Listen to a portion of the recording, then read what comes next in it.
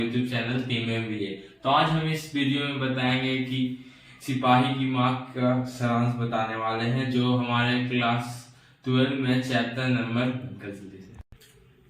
8। तो इस कहानी में इस निबंध है, ये एक अंकी है जो मतलब एक नाटक को प्रस्तुत करता है। ये नाटक हमारे कौन कौन मेन कैरेक्टर है उसके बारे में बता दिया जाता है। एक है सिपाही की माँ जिनका नाम है को। तो इस निबंध में हमारे जो कैरेक्टर का नाम है वो है, पहले तो सिपाही की माँ का नाम है विष्णु, और उसकी जो सिपाही की बहन है उसका नाम है मुन्नी, और जो सिपाही का जो पड़ोसी है उनका नाम है कुंती। तो इसी के बारे में हम लोग पढ़ते हैं। चलिए हम आपको अब कोई भी बिना देरी के आप बताते हैं। तो ये जो निबंध है वो लिखा गया है मोहन राकेश के द्वारा, जो कि एक ही फेमस ज्यादा एकांकी लिखने वाले में से एक है। और इसमें ये जो एकांकी है, इसमें जो सिपाही की माँ है वो बहुत ही मध्यम परिवार से ही बिलोंग करती है। न ज्यादा वो अमीर थी ना बहुत ही ज्यादा गरीब, लेकिन वो मीडियम से भी मीडियम फैमिली की थी। उसकी एक 14 साल की बेटी थी जिसकी शादी का चर्चा चल रहा था कि इसकी शादी करवा दो। बट जो सिपाही की माँ थी वो बोल रही थी मेरा बेटा जब आएगा, तो उनका बेटा बर्मा की युद्ध में गया हुआ था। वहां द्वितीय युद्ध हो रहा था जिसमें सिपाही की माँ इतनी भोली थी कि उनको पता भी नहीं था कि यहाँ से बर्मा कितना दूर है, कैसे जाया जाता है। ये वो सिपाही की माँ हमेशा वो पोस्टमैन का वेट करती थी कि उनका बेटे का चिट्ठी आएगा युद्ध से, लेकिन बहुत ही निराश होकर उनका चिट्ठी नहीं आता था।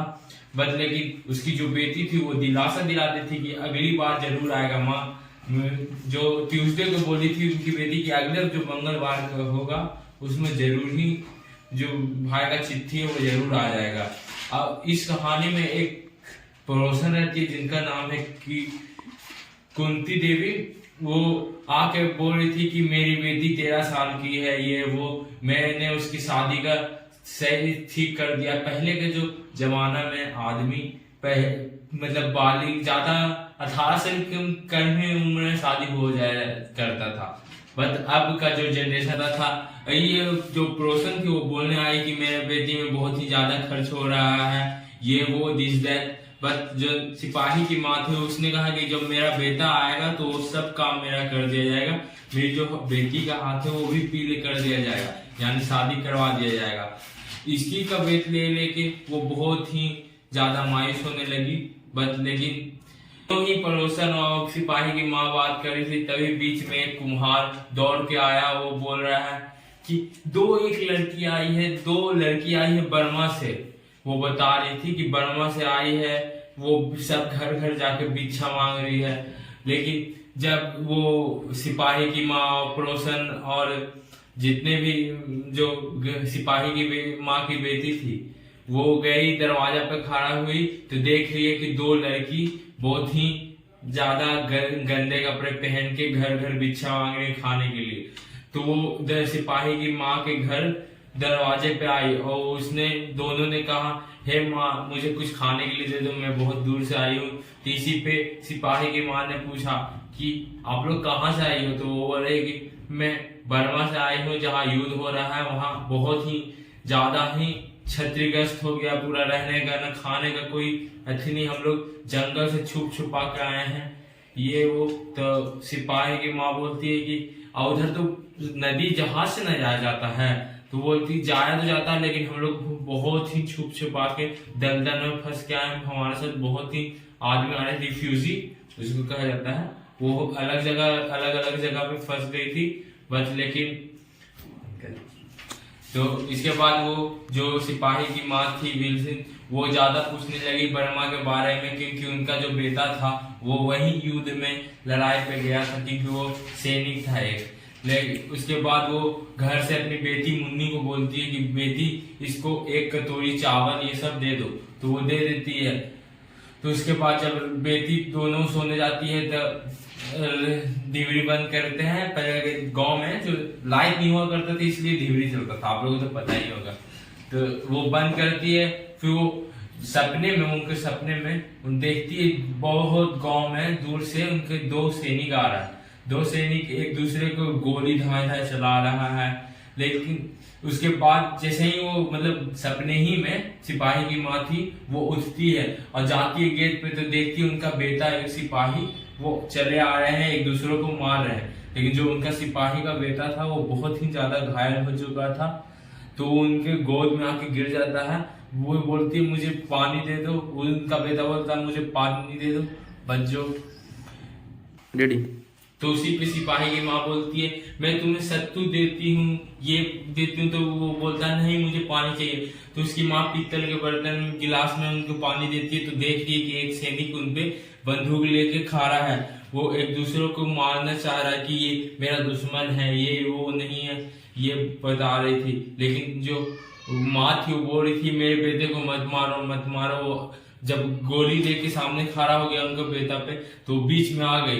बट फिर उसके बाद में उनका बेटा वो समझाने लगी सैनिक को कि ये वो, तो सैनिक बोल रहा है कि मुझे ये मारना चाह रहा था क्योंकि मेरे जो वाइफ है प्रेग्नेंट है और वो मेरे बिना नहीं जी सकती, अगर मैं नहीं गया तो मर जाएगी।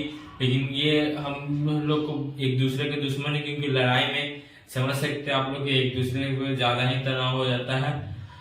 उसके बाद जब सिपाही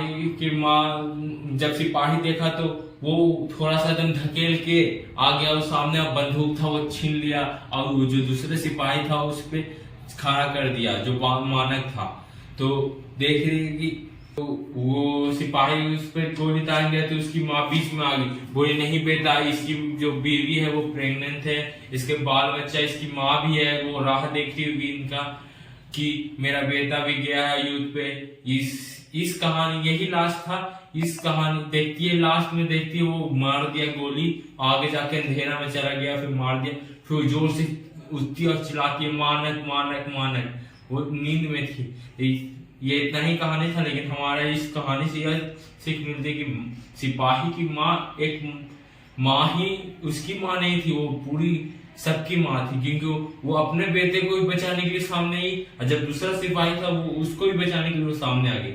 इस कहानी से यह सीख मिलती है कि जो माँ होती है वो हमारे बहुत ही माँ को हम एक भगवान के रूप होती है जो हम लोग शब्द में बयान नहीं कर सकते।